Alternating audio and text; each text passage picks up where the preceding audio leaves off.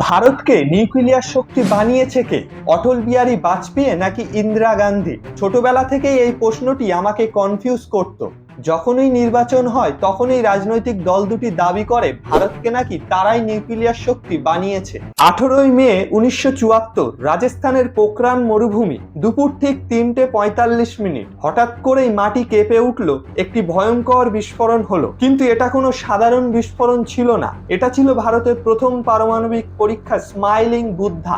সারা পৃথিবী হতবাক হয়ে গেল। ভারত শুধু শান্তি এবং অহিংসার কথা বলে, কিন্তু ভারত দেখিয়ে দিল তারা যদি চায় তাহলে পৃথিবীর সবথেকে ভয়ঙ্কর অস্ত্র বানাতে পারে। প্রশ্ন হলো, ভারত কেন নিউক্লিয়ার বোম বানালো? আর যদি 1974 সালে ভারত একটি নিউক্লিয়ার শক্তিধর দেশ হয়েই যায়, তাহলে 1998 সালে কেন আবার নিউক্লিয়ার টেস্ট করলো? এই পুরো গল্পটা শুরু হয় দ্বিতীয় বিশ্বযুদ্ধের সময় থেকে। 1945 সালে আমেরিকা জাপানের দুটি শহর হিরোশিমা ও নাগাসাকি, এই দু জায়গায় ফেলেছিল দুটি পারমাণবিক বোমা, লিটল বয় এবং ফ্যাট ম্যান। ফলাফল ছিল ভয়ঙ্কর। কয়েক সেকেন্ডের মধ্যেই কয়েক লক্ষ মানুষ মারা যায়। এরপর জাপান আত্মসমর্পণ করে এবং পুরো বিশ্ব বুঝে যায় ভবিষ্যতে নিউক্লিয়ার শক্তি হলো সব থেকে বড় শক্তি।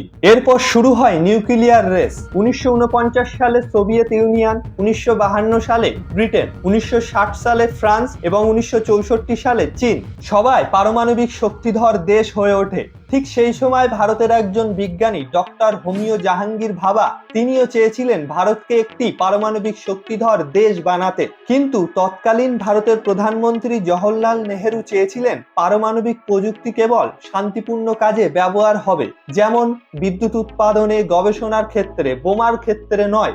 তারপরে ইতিহাসে এমন একটি ঘটনা ঘটে যা সবকিছু বদলে দেয়। তখন ভারত বিশ্বাস করত হিন্দি চীনি ভাই ভাই। 1962 সালে হঠাৎ চীন ভারতের উপর আক্রমণ করে।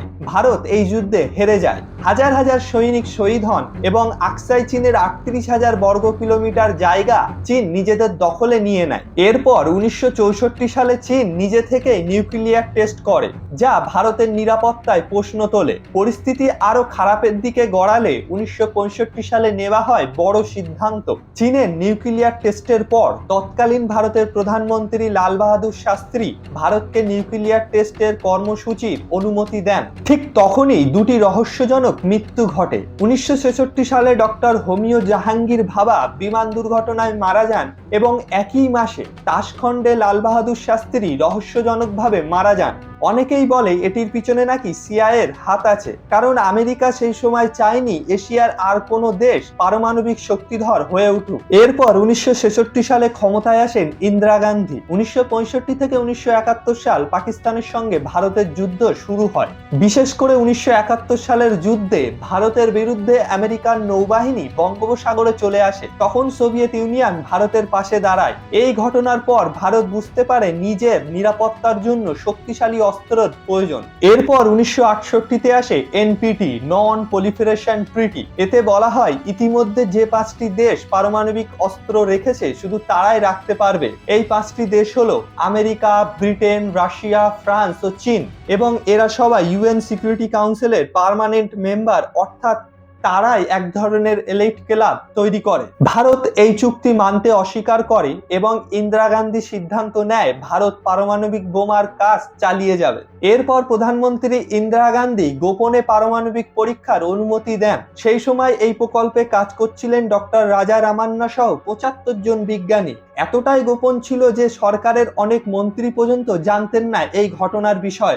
অবশেষে 18ই মে 1974 রাজস্থানের পোখরানে মাটির নিচেই বিস্ফোরণ ঘটানো হয়। এই পরীক্ষার নাম দেওয়া হয় অপারেশন স্মাইলিং বুদ্ধা এবং এর মাধ্যমে ভারত প্রমাণ করে যে ভারত পারমাণবিক প্রযুক্তি তৈরি করতে সক্ষম। কিন্তু এরপর পশ্চিমা দেশগুলি ভারতের উপর বিভিন্ন নিষেধাজ্ঞা জারি করে, যার ফলে নিউক্লিয়ার প্রযুক্তি দেওয়া বন্ধ হয়ে যায়। আন্তর্জাতিক মহলে ভারত ক্রমশ একঘরে হয়ে যায়। কিন্তু গল্প এখানেই শেষ হয়নি। 1996 সালে আমেরিকা একটি রিপোর্ট প্রকাশ করে, যাতে বলা হয় 1974-এর টেস্ট নাকি যথেষ্ট নয়। এদিকে তখন ভারত স্পষ্ট বলেনি যে তাদের কাছে পারমাণবিক অস্ত্র আছে। এদিকে খবর আসে নাকি পাকিস্তান সফলভাবে নিউক্লিয়ার টেস্ট করেছে। তখন নতুন একটি আন্তর্জাতিক চুক্তি আসে, সিটিবিটি, কম্প্রেহেনসিভ টেস্ট ব্যান ট্রিটি। তখন যদি ভারত নিউক্লিয়ার টেস্ট না করত তাহলে আর কখনই সুযোগ পেত চেতনা। 1998 সাল অপারেশন শক্তি।